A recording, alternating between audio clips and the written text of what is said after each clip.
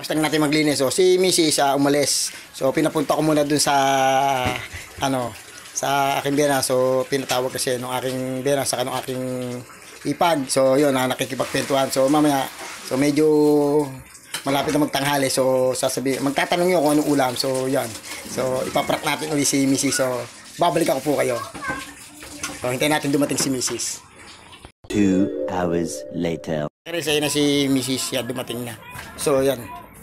So, galing nga doon sa aking biyanan. Si Mrs.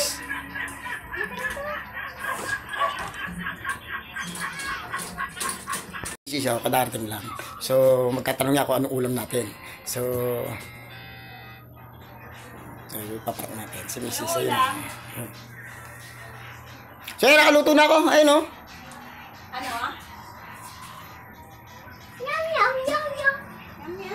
So, yun na si Mrs. Ano ulam natin?